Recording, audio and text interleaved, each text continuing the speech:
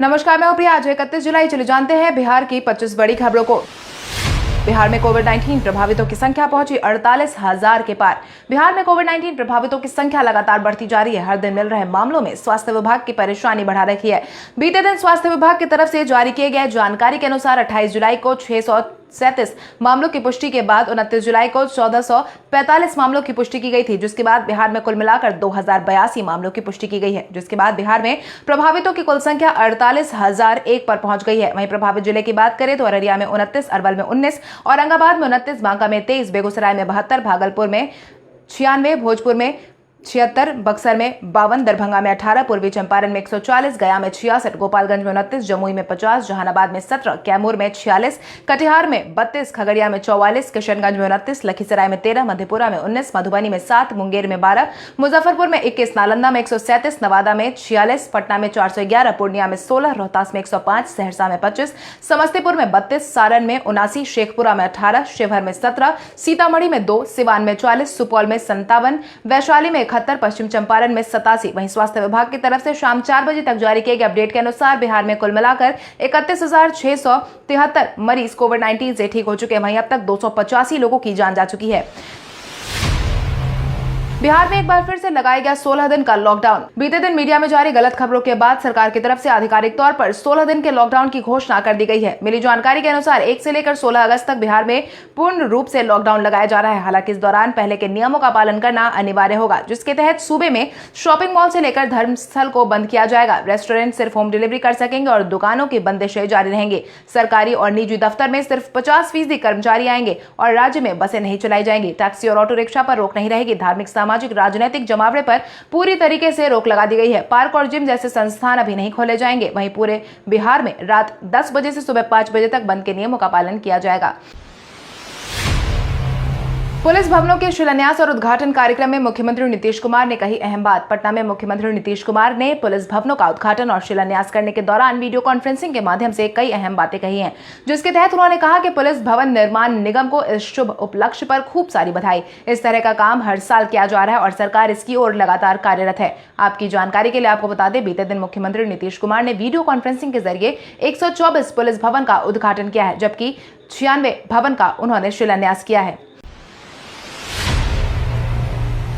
आज से महात्मा गांधी सेतु पुल पर गाड़ियों के परिचालन की होगी शुरुआत। महात्मा गांधी सेतु पुल पर लोगों की आवाजाही आज से शुरू हो जाएगी। उत्तर बिहार के जिलों की राजधानी पटना की सड़क के रास्ते जोड़ने वाले गांधी सेतु का पश्चिमी लेन पूरी तरीके से तैयार हो चुका है। वहीं आज केंद्रीय सड़क परिवहन मंत्री नितिन गडकरी और मुख्यमंत्री नीतीश कुमार द्वारा इसका उद्घाटन करने के बाद परिचालन को शुरू करवा दिया जाएगा। लगभग 3 साल के इंतजार के बाद बने इस पुल की आयु 100 साल होगी। वहीं इस बार इस पुल का निर्माण सुपर स्ट्रक्चर यानी लोहा और स्टील की मदद से बनवाया गया है, जिससे उत्तर बिहार के लगभग 5 करोड़ लोगों को सीधा फायदा मिलने वाला है।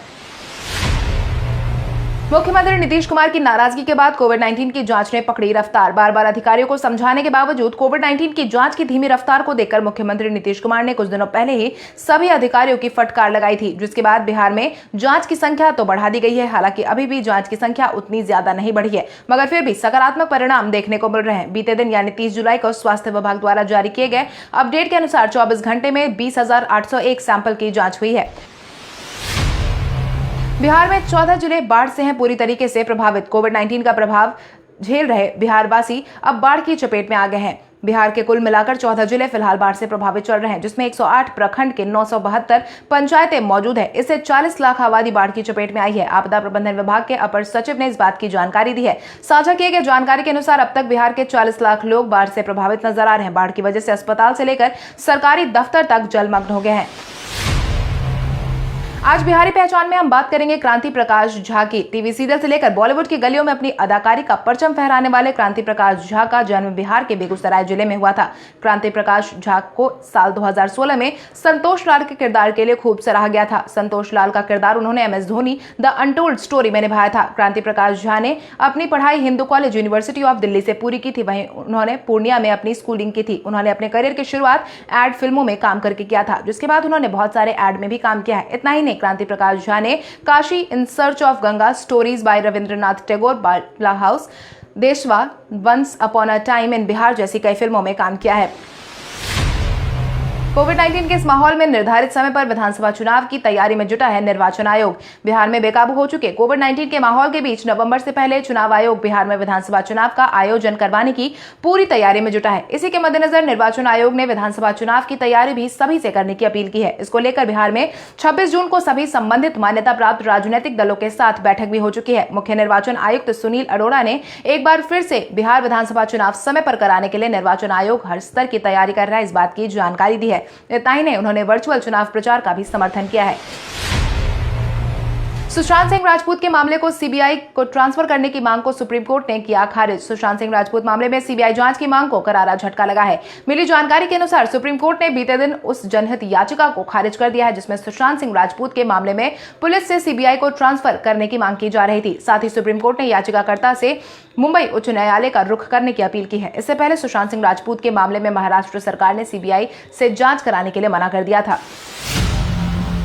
पटना रिंग रोड के पहले चरण की निविदा हुई जारी। पथ निर्माण मंत्री नंदकिशोर यादव ने बीते दिन जानकारी साझा करते हुए बताया है कि पटना में बनने वाले रिंग रोड के पहले चरण का टेंडर जारी कर दिया गया है। मिली जानकारी के अनुसार पहले चरण में 39 किलोमीटर के 6 लेन सड़क का निर्माण करवाया जाएगा। इतना ही नहीं, नंदकिशोर यादव ने यह भी बताया है कि राष्ट्रीय राजमार्ग प्राधिकरण ने पटना रिंग रोड के निर्माण के पहले चरण में कन्हौली में रामनगर तक के लिए जारी टेंडर की अंतिम तारीख 6 अगस्त 2020 है, जिसके बाद इस सड़क को बनाने का लक्ष्य 24 महीने का रखा गया है, जिसमें 823 करोड़ रुपए की लागत आने का अंदाजा लगाया जा रहा है।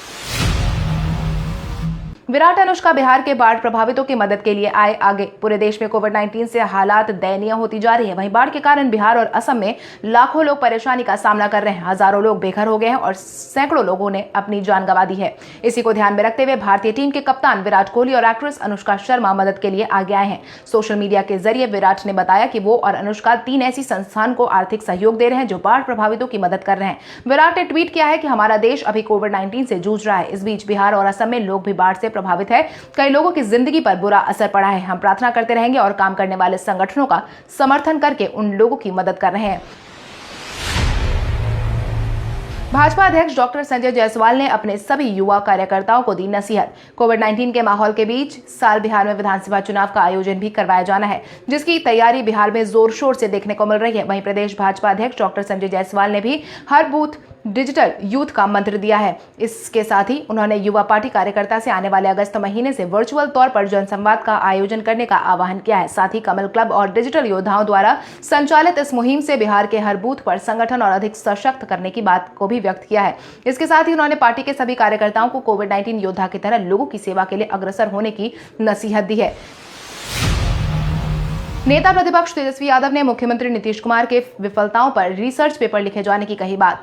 बिहार में कोविड-19 के बढ़ते प्रभाव साथ ही बाढ़ की बढ़ रही परेशानियों को देखते हुए नेता प्रतिपक्ष तेजस्वी यादव लगातार मुख्यमंत्री नीतीश कुमार और उनकी नीतियों पर सवाल उठाते रहते हैं। इसी क्रम में नेता प्रतिपक्ष तेजस्वी यादव ने मुख्यमंत्री नीतीश कुमार को एक बार फिर से निशाने पर लिया है, जिसके तहत उन्होंने कहा कि माननीय मुख्यमंत्री जी, कोविड-19 प्रबंधन में आपकी विफलताओं पर अंतर्राष्ट्रीय रिसर्च पेपर लिखे जा रहे हैं। आपसे हाथ जोड़कर प्रार्थना है कि कृपया अब 135 दिन बाद तो घर से बाहर निकलकर बाढ़ प्रभावित लाखों लोग, बिलखते बच्चे, बदहाल बुजुर्ग और मवेशियों की सुध लीजिए। सोनू सूद ने अपने ही जन्मदिन पर दिया प्रवासियों को बड़ा तोहफा। सोनू सूद लगातार कोविड-19 के इस माहौल में रियल लाइफ हीरो बनकर सबकी जिंदगी में आए हैं। प्रवासियों को उनके घर पहुंचाने से लेकर हर एक परेशानी का हल निकालने में सोनू सूद लगातार लगे हुए हैं। वहीं अब सोनू सूद ने बीते दिन अपने 47वें जन्मदिन पर तोहफे के रूप में लोगों को एक नया ऐप दिया है, जिसका नाम प्रवासीरोजगार.com रखा गया है। इस ऐप के माध्यम से 3 लाख नौकरियों के लिए मेरा करार हुआ है, इसकी जानकारी उन्होंने दी है, जिसके लिए APEC, CITI, Trident, quest Corp, Amazon, Sodexo, urban को, पोर्टिया का धन्यवाद करता हूं। पटना मेट्रो का काम बारिश और कोविड-19 के कारण हुआ बाधित। कोविड-19 की वजह से सभी काम काफी ज्यादा प्रभावित हो गए हैं। इसी क्रम में कोविड-19 ने अब अपनी चपेट में पटना मेट्रो के निर्माण कार्य को भी ले लिया है। मिली जानकारी के अनुसार लगातार हो रही बारिश और कोविड-19 के कारण पटना मेट्रो के निर्माण कार्य की रफ्तार धीमी हो गई है। बारिश और कोविड-19 के कारण काम काफी ज्यादा प्रभावित नजर आ रहा है, जिसके परिणाम स्वरूप पटना वासियों के 2024 तक मेट्रो में सफर करने का सपना फिलहाल थम सकता है। लेकिन नगर विकास मंत्री सुरेश शर्मा का दावा है कि काम तय समय पर पूरा हो जाएगा। आकाशीय बिजली गिरने की वजह से 8 लोगों की गई जान। बीते दिन आकाशीय बिजली गिरने की वजह से 4 जिलों में 8 लोगों की जान चली गई है, जिसकी जानकारी आईपीआरडी विभाग की तरफ से साझा की गई है। मिली जानकारी के अनुसार आकाशीय बिजली गिरने की वजह से शेखपुरा में 3, जमुई में 3, सिवान में 1 और बेगूसराय में 1 व्यक्ति की जान चली गई है। जिसके बाद मुख्यमंत्री नीतीश कुमार ने जान गंवाने वालों के प्रति शोक संवेदना व्यक्त की है। साथ ही प्रभावित परिवारों को 4-4 लाख रुपए अनुग्रह अनुदान देने का निर्देश भी जारी किया है। बिहार में बाढ़ प्रभावित इलाकों से लगभग 8,000 से ज्यादा लोगों को एनडीआरएफ की टीम ने सुरक्षित निकाला बाहर। कोविड-19 के इस माहौल में एनडीआरएफ लगातार काम करके बाढ़ प्रभावितों को बाहर निकालने का काम कर रही है। साझा की गई जानकारी के अनुसार एनडीआरएफ की टीम ने अब तक बाढ़ राहत एवं बचाव मुहिम के तहत 8,000 से ज्यादा लोगों को सुरक्षित निकाल लिया है।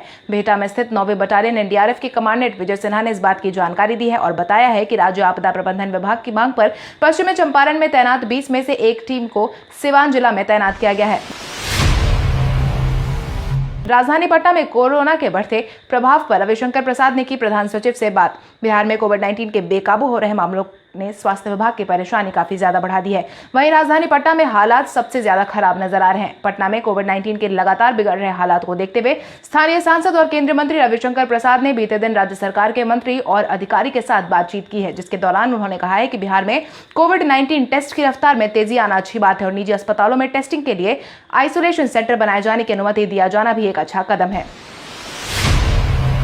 कोविड-19 से ठीक हुए पुलिसकर्मियों की सूची हुई तैयार। कोविड-19 प्रभावित पुलिसकर्मियों के प्लाज्मा से इलाज के लिए पुलिस मुख्यालय ने 2019 संक्रमण से स्वस्थ हो चुके पुलिसकर्मियों की सूची तैयार की है। एडीजी अमित कुमार ने पत्र जारी किया है। एडीजी प्रशिक्षण पुलिस मुख्यालय के तमाम आला अधिकारियों के लिए जिले के एसपी को पत्र भेज दिया गया है, जिसके बाद अगर किसी भी पुलिसकर्मियों को प्लाज्मा की जरूरत होती है तो वो पुलिस महानिदेशक नियंत्रण कक्ष पटना या डीआईजी मानवाधिकार राजेश कुमार से संपर्क कर सकते हैं। ठीक हुए पुलिसकर्मियों की अपडेटेड सूची तैयार की गई है ताकि आवश्यकता पड़ने पर प्लाज्मा का उपयोग किया जा सके।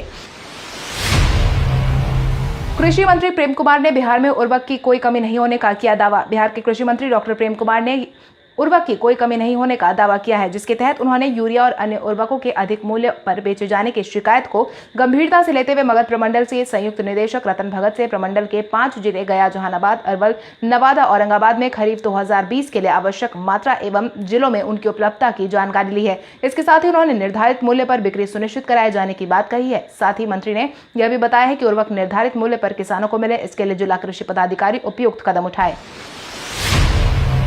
बीते दिन बाढ़ प्रभावितों से मिलने बाइक से पहुंचे पप्पू यादव। बिहार में प्राकृतिक आपदाओं के समय पर पप्पू यादव लगातार लोगों की मदद करते नजर आए हैं। इसी क्रम में एक बार फिर से बाढ़ प्रभावित इलाकों का जायजा लेने भले ही सरकार की तरफ से कोई नहीं गया हो, मगर पप्पू यादव लगातार प्रभावितों के बीच में नजर आ रहे हैं। बीते दिन भी पप्पू यादव अपनी बाइक को लेकर हायाघाट प्रखंड के बाढ़ प्रभावित इलाके का जायजा लेने पहुंचे थे। इस दौरान उन्होंने बाढ़ प्रभावितों से मिलकर उनकी समस्या को जाना। साथ ही मौके पर उन्होंने कहा कि सरकार द्वारा की जा रही घोषणाओं का लाभ विस्थापित परिवार को नहीं मिल रहा है। सरकार आगे आकर मदद का हाथ बढ़ाए।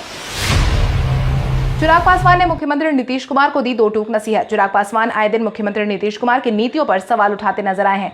वहीं अब तक एक बार फिर से चिराग पासवान ने मुख्यमंत्री नीतीश कुमार को 2 टूक नसीहत देते हुए बिहार की जनता को लेकर आगाह किया है। चिराग पासवान ने हाल ही में केंद्रीय योजनाओं को बिहार के लाभार्थियों तक नहीं पहुंचाने की बात कही है, जिसके लिए चिराग पासवान ने मुख्यमंत्री नीतीश कुमार को एक चिट्ठी भी जारी की है। इस पत्र में शेखपुरा के वार्ड पार्षद संजय यादव का वीडियो भी जिक्र किया गया है। पूरा वीडियो देखने से लगता है कि संजय यादव को राशन मुहैया नहीं हुआ है, जिसको लेकर वो काफी ज्यादा नाराज नजर आ रहे हैं।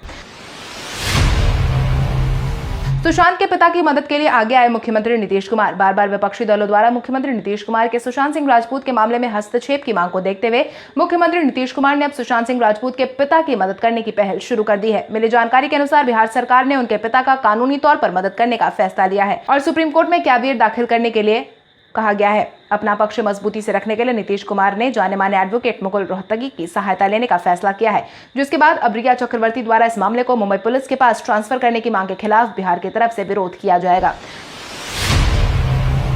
हार्दिक पांड्या बने बेटे के पिता। भारतीय टीम के स्टार ऑलराउंडर हार्दिक पांड्या को बेटे का पिता बनने का सौभाग्य प्राप्त हुआ है। पांड्या की पत्नी नताशा ने बीते दिन बेटे को जन्म दिया है, जिसकी जानकारी खुद हार्दिक पांड्या ने सोशल मीडिया पर सभी फैंस के साथ साझा की है, जिसके बाद क्रिकेट जगत के कई लोगों ने भी हार्दिक पांड्या को ढेर सारी शुभकामनाएं दी है। पांड्या के पिता बनने पर कप्तान कोहली ने कहा कि नताशा और हार्दिक दोनों को बधाई। वहीं टीम इंडिया के सलामी बल्लेबाज शिखर धवन ने पिता बनने के इस खास मौके पर हार्दिक को बधाई और नताशा को ढेर सारा प्यार। मुझे आशा है कि आप सभी स्वस्थ होंगे। व्हाट्सएप से जल्द ही अपने आप डिलीट हो जाएंगे मैसेजेस। व्हाट्सएप जल्द ही एक नई फीचर को रोल कर रहा है, जिसका नाम सेल्फ डिस्ट्रक्टिंग मैसेज होगा।